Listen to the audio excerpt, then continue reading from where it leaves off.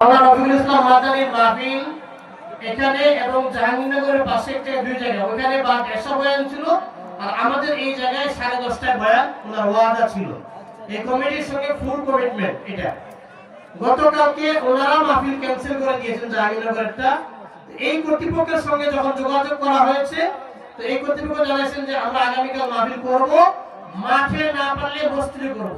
তো উনি জানাইছেন মসজিদে আমি প্রোগ্রাম করব না, জায়গা হবে না, এটা জানাইছেন।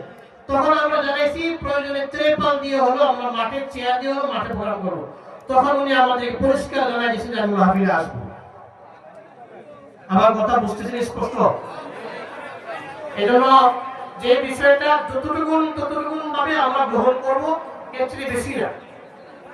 দুই নম্বর কথা হলো এই যে আজকে মোটামুটি সকালবেলা একটু কথা হয়েছে, কিন্তু যখন রওনা দেওয়ার সময় এরপর থেকে এই পর্যন্ত উনি কোনো ফোন রিসিভ করেন। চলেন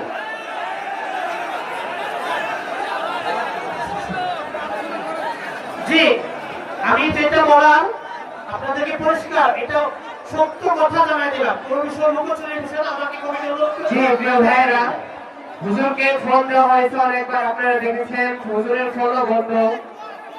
রফিকুল ইসলাম মাদানি ফোন বন্ধ রেখেছে। আপনারা ইনশাআল্লাহ এখন পরে মেহমান মুখতাসার কথা বলে দোয়া করে দিবেন ইনশাআল্লাহ। বললেই তো হয় ওনার কি আছে ফোন বলতে রাখছে তার ওনার বড় ফোনের মতো বড় ওনার কি ব্যাপারে নাকি পিএস আর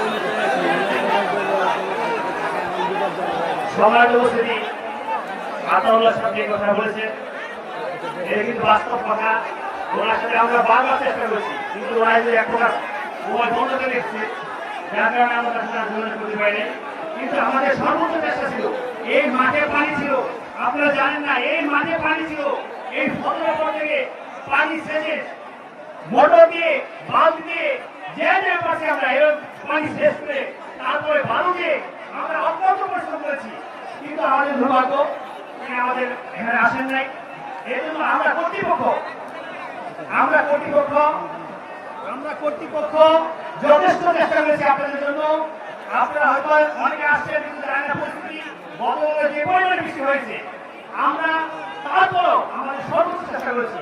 আমাদের পক্ষ থেকে কোনো প্রকার গাফিলতি ছিল না, যা হয়েছে আমাদের পক্ষ থেকে হয়েছে। এর জন্য আপনারা মন খারাপ করবেন না আমাদের প্রতি, আমরা যথেষ্ট চেষ্টা করেছি। এখানে যারা এই এলাকায় আছেন তারা জানেন যে আমরা কি পরিমাণে পরিশ্রম করেছি।